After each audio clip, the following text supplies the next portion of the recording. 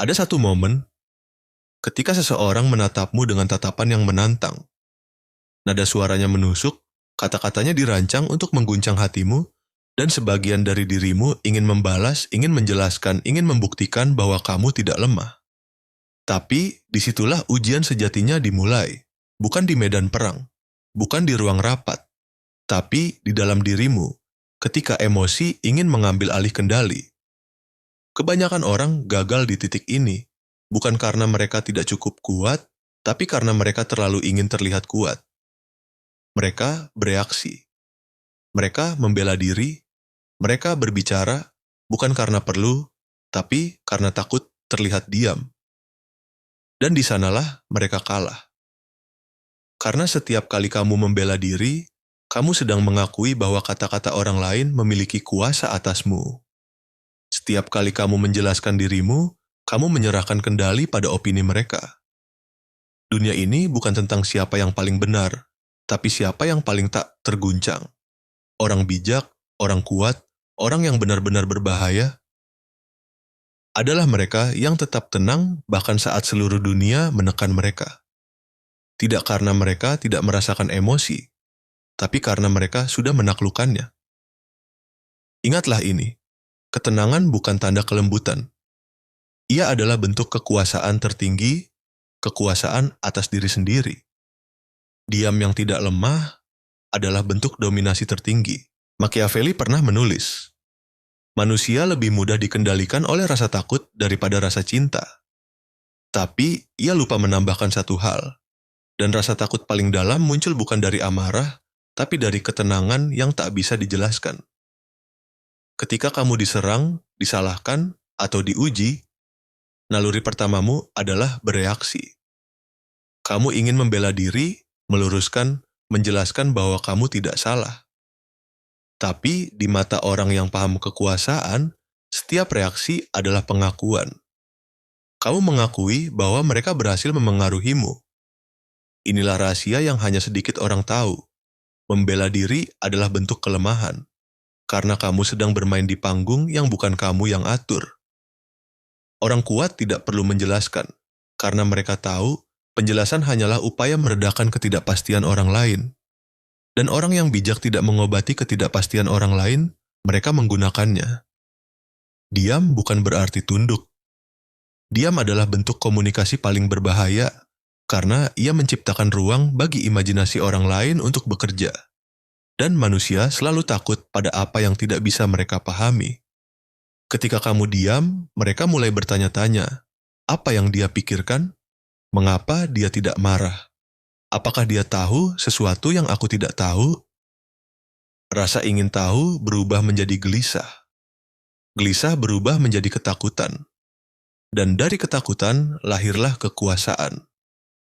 Dalam dunia Machiavellian, kekuasaan tidak dibangun dari dominasi fisik, tapi dari kendali emosional.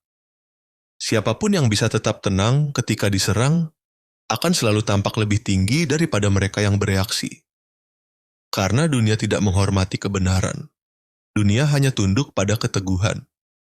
Jadi, ketika seseorang mencoba menjatuhkanmu dengan kata-kata, jangan terburu-buru membalas.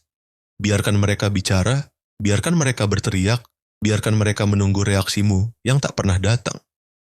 Sebab di saat itulah, kamu sudah menang, bukan karena kamu membungkam mereka, tetapi karena kamu berhasil menaklukkan dirimu sendiri.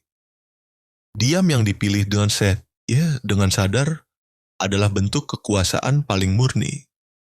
Ia adalah bahasa para penguasa sejati. Manusia modern terobsesi dengan kejelasan. Mereka ingin semuanya dipahami, dijelaskan, dibereskan secara emosional. Mereka pergi ke terapi, bukan untuk menguatkan diri, tapi untuk merasa nyaman dengan kelemahan mereka. Tapi dunia tidak memberi penghargaan pada kenyamanan. Dunia memberi kekuasaan pada mereka yang mampu mengendalikan ketidaknyamanan. Inilah paradoksnya. Semakin kamu ingin memahami dirimu, semakin kamu kehilangan kendali atasnya. Kamu menggali emosi, menganalisis luka, mencari alasan, dan di saat itu juga, kamu memberi emosi-emosi itu panggung untuk berkuasa. Sementara mereka yang menguasai dunia tidak sibuk memahami perasaannya. Mereka menggunakannya. Marah, tapi tetap diam, terluka, tapi tetap tenang. Diserang, tapi tetap tersenyum. Mereka tahu, kejelasan mungkin menenangkan, tapi kendali, memberi kekuasaan. Psikologi publik mengajarkan bahwa ekspresi adalah bentuk kesehatan mental. Namun, dari sudut pandang kekuasaan, ekspresi adalah kebocoran. Begitu orang lain tahu apa yang kamu rasakan, mereka tahu cara menekanmu. Dan setiap kali mereka bisa menekanmu, kamu sudah kalah. Lihatlah orang-orang yang benar-benar berbahaya secara psikologis, mereka bukan yang paling keras, tapi yang paling hening. Tatapan mereka tidak memberi petunjuk, nada suara mereka tidak bergelombang, langkah mereka tidak tergesa. Mereka hidup seperti cermin, memantulkan energi orang lain tanpa pernah mengungkapkan dirinya sendiri. Itulah bentuk stoic domination, penguasaan total atas reaksi. Kamu tidak menolak emosi, kamu hanya tidak mempersembahkannya pada dunia. Sementara orang lain sibuk mencari penyembuhan, kamu sibuk membangun kendali. Mereka berbicara tentang menerima perasaan, kamu berbicara tentang menaklukkan perasaan. Dan dari jurang perbedaan itulah lahir dua jenis manusia. Yang satu mencari ketenangan, yang satu menjadi sumbernya. Kejelasan membuatmu damai, tapi kendali membuatmu berkuasa. Bayangkan sebuah ruang rapat. Seseorang mencoba meruntuhkan argumenmu di depan semua orang. Ia menatapmu, menantangmu, menunggu reaksi. Sebagian besar orang akan langsung membela diri, menjelaskan panjang lebar agar terlihat kompeten. Tapi orang yang paham kekuasaan hanya akan menatap, tenang, tanpa ekspresi, tanpa urgensi untuk menjelaskan. Dan di detik itu juga, dinamika kekuasaan berubah. Yang menyerang terlihat seperti orang yang mencari perhatian. Yang diam, tampak seperti orang yang tahu sesuatu yang orang lain tidak tahu. Diam mengubah persepsi. Kamu tidak lagi terlihat sebagai pihak yang diserang, tapi sebagai pihak yang memilih untuk tidak menurunkan diri. Dalam bisnis, itu menciptakan aura otoritas. Dalam hubungan, itu menciptakan rasa hormat. Dalam sosial, itu menciptakan misteri. Dan misteri selalu menarik, selalu membuat orang ingin tahu lebih banyak. Sekarang bayangkan dalam hubungan pribadi. Ketika seseorang berusaha memancing emosimu, dengan sindiran, drama, atau permainan perasaan, kamu tidak bereaksi. Kamu hanya menatap, atau sekadar berkata, "Aku mengerti." Kamu tidak memberi mereka bahan bakar untuk terus bermain, dan perlahan mereka kehilangan kekuasaan atasmu.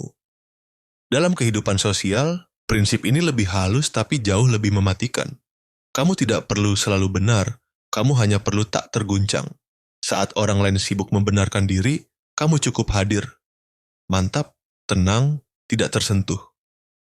Orang akan mulai mengukur kata-kata mereka di sekitarmu. Mereka akan menimbang setiap kalimat, takut terlihat bodoh, takut kehilangan kendali di hadapanmu. Dan tanpa kamu sadari, kamu sudah mendominasi. Bukan dengan kekerasan, tapi dengan ketenangan yang memaksa dunia menyesuaikan diri denganmu. Kekuatan emosional tidak selalu terlihat dari diam total. Terkadang ia berbicara, tapi dengan kata-kata yang dingin, padat, dan tak memberi ruang bagi drama. Kamu tidak perlu berdebat. Kamu hanya perlu mengakhiri percakapan tanpa harus menang. Ada kekuasaan besar dalam jawaban yang singkat namun menusuk. Terserah. Menarik. Noted. Kalau itu yang kamu percaya. Aku tidak perlu menjelaskan apapun. Is that how you see it? Baik. Kata-kata seperti ini bukan sekadar jawaban. Ini adalah strategi pengendalian psikologis. Karena semakin pendek responsmu, semakin banyak ruang yang kamu biarkan untuk pikiran mereka bekerja. Dan pikiran manusia selalu menakutkan ketika dibiarkan menebak-nebak. Mereka akan bertanya-tanya, apa maksudnya? Apakah dia marah? Apakah dia merencanakan sesuatu? Kamu tidak melakukan apa-apa, tapi mereka mulai kehilangan keseimbangan. Itulah esensi dari kekuasaan yang dingin. Kamu tidak memukul, kamu membiarkan mereka memukul diri sendiri dengan imajinasinya. Gunakan nada datar, ekspresi tenang, kontak mata yang stabil. Biarkan mereka merasakan ketidakteraturan mereka sendiri ketika berhadapan dengan ketenanganmu. Dan yang paling penting, jangan pernah menurunkan bahasa tubuhmu untuk menenangkan orang lain. Jangan tersenyum untuk membuat suasana nyaman. Ketenanganmu bukan alat diplomasi. Itu adalah benteng kekuasaan. Ketika orang lain mencoba menusuk egomu, cukup biarkan senyummu samar dan tatapanmu tetap kosong. Kamu bukan sedang menghindar, kamu sedang menghapus nilai dari serangan mereka. Mereka tidak bisa mengendalikan apa yang tidak merespons. Dan itulah sebabnya, orang yang dingin tampak berbahaya, karena mereka tidak bisa disentuh. Bukan secara fisik, tapi secara emosional. Aura bukan sesuatu yang kamu pakai. Ia bukan gaya bicara, bukan pakaian, bukan reputasi. Aura adalah ketenangan yang terasa seperti ancaman. Ketika kamu memasuki ruangan tanpa bicara banyak, orang akan memperhatikanmu. Bukan karena kamu mencolok, tapi karena kamu tidak butuh perhatian. Dan dunia selalu tunduk pada mereka yang tidak membutuhkan pengakuan. Orang-orang yang berisik ingin terlihat berkuasa. Tapi orang yang diam, yang hanya menatap dan mendengarkan, mereka tampak seperti tahu sesuatu yang tidak boleh diketahui. Keheninganmu menciptakan ruang bagi imajinasi orang lain. Dan dari imajinasi itu, lahirlah rasa hormat, rasa ingin tahu, dan rasa takut. Dalam dinamika sosial, ini adalah senjata halus.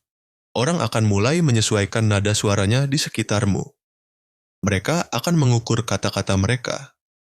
Mereka akan memperlakukanmu seolah kamu memiliki kekuatan yang tak terlihat, padahal kamu hanya memiliki kendali diri. Ketenangan yang konstan membangun reputasi yang tidak bisa dibeli. Reputasi sebagai orang yang tidak bisa diprovokasi. Dan itu menakutkan karena dunia ini dikendalikan oleh mereka yang mudah tersulut.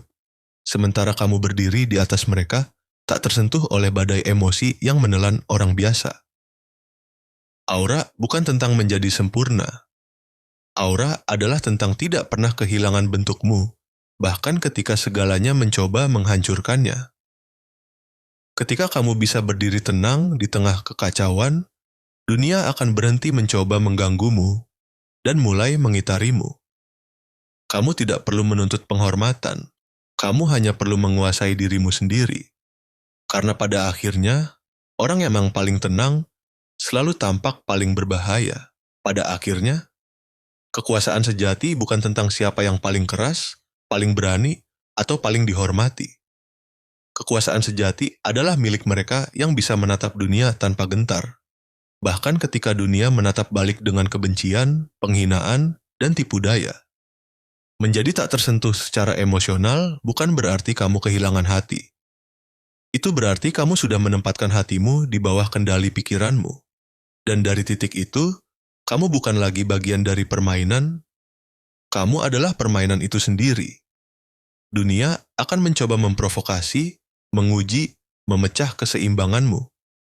Tapi semakin kamu tenang, semakin kamu tak bisa disentuh. Orang-orang yang hidup dengan emosi akan selalu menunduk pada mereka yang hidup dengan kendali. Ketenanganmu akan membuat orang lain gelisah. Keheninganmu akan membuat mereka bicara terlalu banyak. Dan dalam kekacauan kata-kata mereka, kamu akan mendengar sesuatu yang berharga, kebenaran tentang siapa mereka sebenarnya. Sementara kamu tetap diam, tenang, tak tersentuh. Itulah stoic domination. Sebuah bentuk kekuasaan yang tidak perlu pengakuan, tidak perlu tepuk tangan, karena dunia yang kamu kuasai bukan di luar dirimu, melainkan di dalam.